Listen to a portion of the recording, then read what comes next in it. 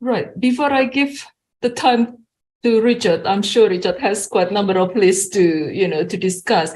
Could you elaborate, a little bit more to those audience who may or may not be in the stage of understanding or experiencing how the universe functions in this, journey of Sufism? Well, I guess one of the things is, when we talk about religion, we talk about faith. And there's a lot of concepts to cover, so it's very, very important that I try and not move away from the center. But perhaps this concept of faith is misunderstood. I think we believe that faith is saying that I believe in something. So I'll give an example from Islam. In Islam, you are considered a Muslim when you say, Eşhedü en la ilahe illallah, eşhedü en Muhammeden abdühü ve rasuluhu, which is that I bear witness that there is no God, there is only Allah, and Muhammad is where the knowledge of Allah is revealed. Okay? Now, I can say this, a robot can say this, we can put a tape recorder, the tape recorder can say this. But here there's a key word, and it is bearing witness. What do you bear witness to? You bear witness to what you see, what you feel, what you know. That is bearing witness. Bearing testimony is what you know. It is not what you think that you are told or what you say that you might believe in. So true faith is actually knowing at a cellular level that there is no God. So the phrase is very important. There is no God. There is only Allah. It doesn't say that Allah is a God. So here the big question is, what is referred to with this name, Allah?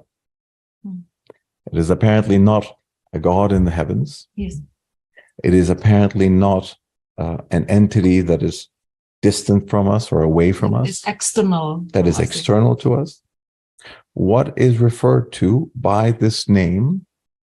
Allah. Allah. Right? And beyond that, we have to understand what this name refers to, and we have to bear witness, according to this, that we are living this reality. So we are living this reality that there is only one entire existence,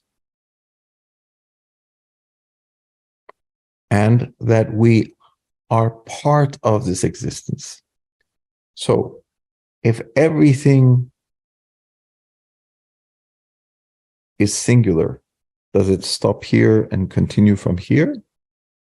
Or does this knowledge, does this information, does this data exist within each and every one of us? Right?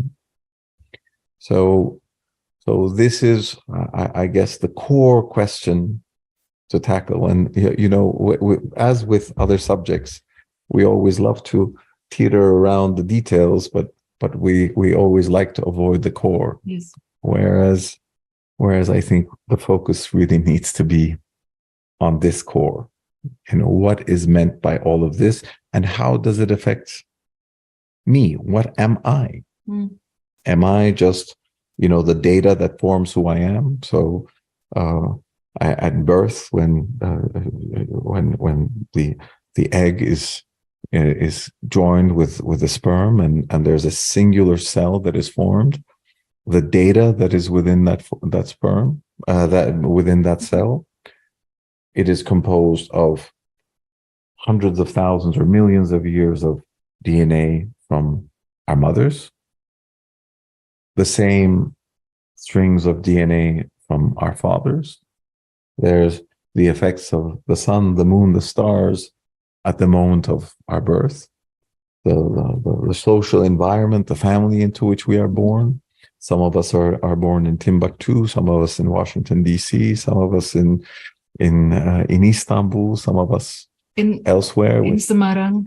In Samarang, with very different values, very different rights, very different wrongs, right? And we have all of this data.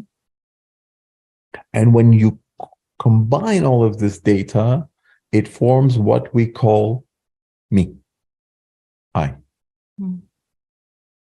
Our brains functions in such a way that as new inputs come in, it will filter through all of this data, and based on this data, we will produce an output.